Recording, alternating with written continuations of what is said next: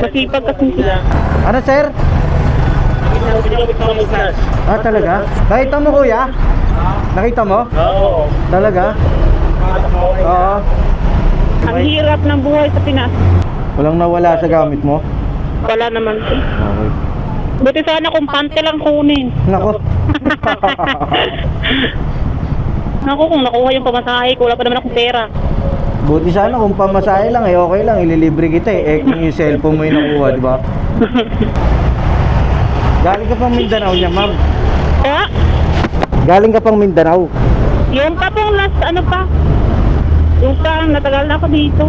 Ah, papunta ka lang Last sa year pa po. pupunta ka lang sa kapatid mo. Naka-apply po ng abro. Ah, abroad? Opo. Ayos ah.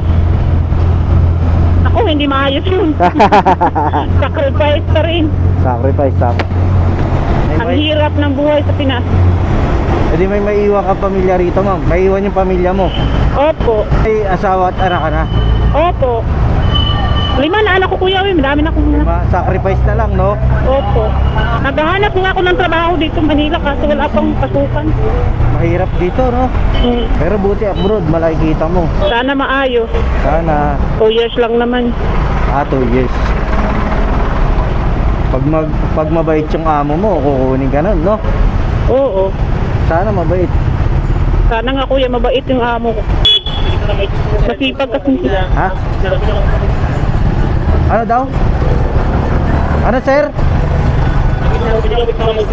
Ah, talaga? Ate, tago mo yung cellphone mo. Ha? Tago mo yung cellphone mo, te. Bakit po? Muntik na daw ma-snatch yung cellphone mo. Ha? Nakita mo, kuya? Nakita mo? Oo. Talaga? Oo. Ganun talaga dito, ma'am. Ingat ka. Tago mo yung cellphone mo, ha? Yung ipa ko kaya? Ha? Ito muna, ipasok ko na lang muna cellphone. Oo, tago mo, tago mo. Ha? Ganyan talaga dito. Baka nakuha yung pamasahe ko, naku. Asa nakalagay? Nasa bag.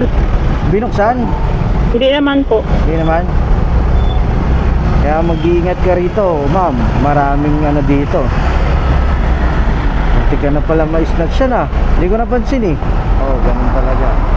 Ay, ang bihira ng mga taong ganyan. Nakasunod siya sa atin. Siguro, siguro. Kaya huwag kang magsiselfon pag nasa kalsada ka, ma'am. Ang dami pag nandito ka sa Manila, maraming ano rito. Pag may snatch lang sa ganun, nakuha pa rin. Naku, hindi na makukuha yun. Malabong makuha dito yun. Kuya, hinto lang kaya tayo. Tignan ko yung ano ko. Wala pa naman akong pera iba. O, Tignan sige, ko yung bag ko. O, tignan mo, tignan mo. Kuko. Dito tayo. O, sige, tignan mo.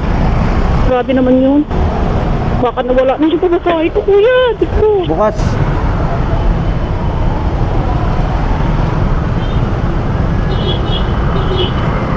Andyan.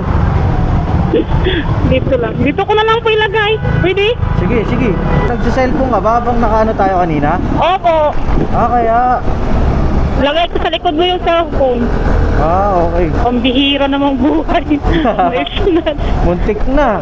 Pero di ko rin napansin eh. Kasi syempre focus ako sa daan. Opo.